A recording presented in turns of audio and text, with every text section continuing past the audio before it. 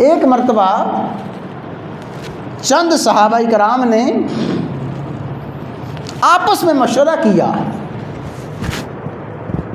اور یہ صحیح حدیث میں اس کا ذکر ہے، احادیث کی بڑی کتابوں میں اس کا ذکر ہے۔ 3 صحابہ یا چند صحابہ اکٹھے ہو کے آپس میں بات چیت کرتے ہیں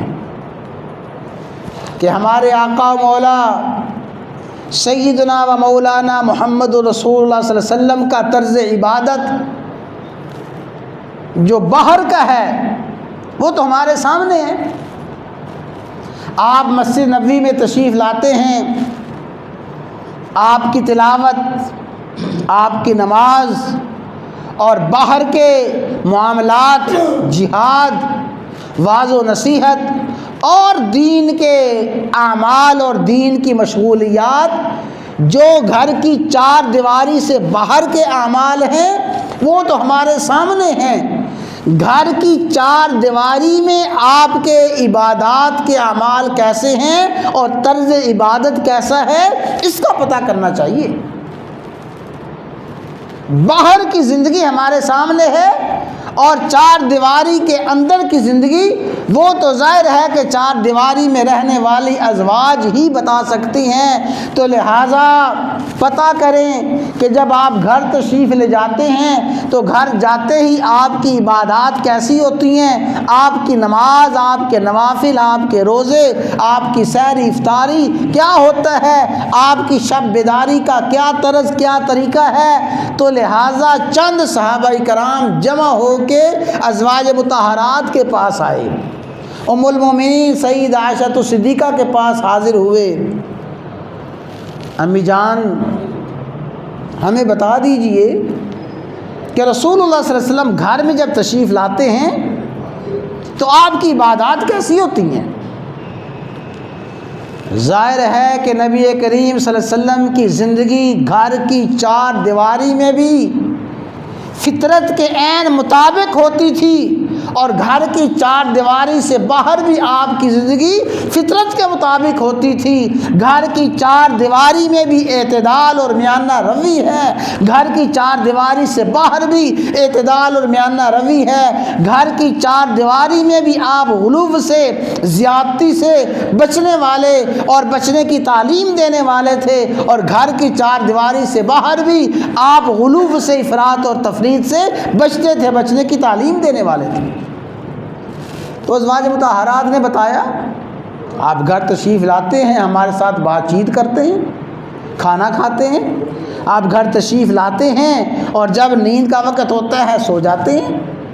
اور اگر تشریف لاتے ہیں رات کو آپ نوافل بھی پڑھتے ہیں اور رات کا ایک حصہ آپ سوئے رہتے ہیں، کبھی آپ افطاری کر لیتے ہیں اور کبھی آپ روزہ رکھ لیتے ہیں، اور ازواج مطہرات کے پاس بھی تشریف لاتے ہیں۔ جو عام گھریلو زندگی ہے وہی عام گھریلو زندگی صحابہ کرام کو بتائی گئی۔ حدیث کے الفاظ یہ ہیں کہ صحابہ کرام رضوان اللہ تعالیٰ علیہم اجمعین نے اس عبادت کے معاملے کو بڑا کم سمجھا۔ وہ سمجھے کہ یہ تو عبادت بہت تھوڑی سی ہے، اس لیے کہ ان کے ہاں عبادت کا جو تصور تھا اور جو جس کو عبادت سمجھتے تھے وہ آگے عرض کیا جاتا ہے۔ صحابہ کرام نے سمجھا کہ یہ تو آپ صلی اللہ علیہ وسلم کی گھر کی 4 دیواری کی عبادت بہت تھوڑی ہے، اور پھر خود ہی اس کا فیصلہ کیا کہ بھئی آپ کی عبادت تھوڑی اس لیے ہے کہ آپ تو بخشے بخشائی ہیں۔ لِيَغْفِرَ لَكَ اللَّهُ مَا تَقَدَّمَ مِن ذَنبِكَ وَمَا تَأَخَّرَ۔ اللہ نے آپ کو یہ اعزاز دیا ہے تو لہٰذا آپ تھوڑی عبادت کر لیں، آپ زیادہ عبادت کر لیں، آپ کو تو عبادت کی ضرورت نہیں ہے، ہم ہیں، ہمیں عبادت کی ضرورت ہے، ہم عبادت کریں گے۔ تو لہٰذا ایک صحابی کہنے لگے اما انا، بس بھئی آج کے بعد میں تو عبادت میں یہ طرز اختیار کروں گا کہ میں ہمیشہ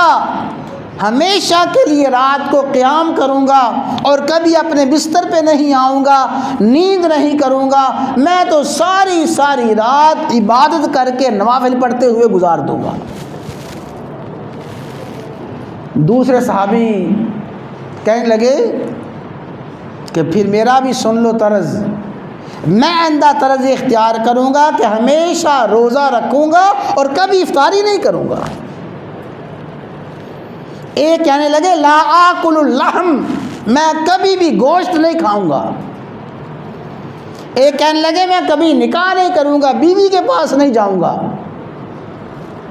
تو صحابہ کرام نے جب ان خیالات کا اور اپنے عبادت کے تصور کا اظہار کیا،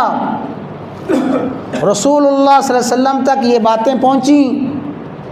آپ نے بلایا اور سارے صحابہ کے سامنے فرمایا مجھے پتہ چلا ہے کہ تم ایسی باتیں کرتے ہو، تم میں سے کوئی یہ کہتا ہے کہ میں ساری رات قیام کروں گا، کبھی نہیں سوؤں گا، تم میں سے کوئی یہ کہتا ہے کہ میں سارا سال روزے رکھوں گا، افطاری نہیں کروں گا، کوئی یہ کہتا ہے کہ میں نکاح نہیں کروں گا۔ سن لو، اللہ کی قسم ہے میں تم سب میں اللہ تبارک و تعالیٰ سے ڈرنے والا ہوں، تم سب سے زیادہ متقی بھی ہوں اور تم سب سے زیادہ اللہ سے ڈرنے والا بھی ہوں۔ کیا مانا کہ اللہ کی قسم ہے تم سب کے سب مل کے میری عبادت کے درجے کو نہیں پہنچ سکتے۔ میں جو عبادت کرتا ہوں سن لو، میری عبادت یہ ہے، اما انا، جہاں تک میرا معاملہ ہے، میرا معاملہ یہ ہے، اصلی و انام، میں رات کو نماز بھی پڑھتا ہوں اور رات کو سو بھی جاتا ہوں، اور میری عبادت یہ ہے، افطر، میں کبھی روزے کے بغیر ہوتا ہوں، افطار کر لیتا ہوں، اصوم، کبھی روزہ رکھ لیتا ہوں، اور میرا طرز عبادت یہ ہے کہ میں اپنی ازواج کے پاس جاتا ہوں، میں نے نکاح کیے ہیں۔ اور اس موقع پہ اللہ کے نبی نے فرمایا سن لو، یہی ساری کی ساری میری سنتیں ہیں، سونا بھی میری سنت ہے اور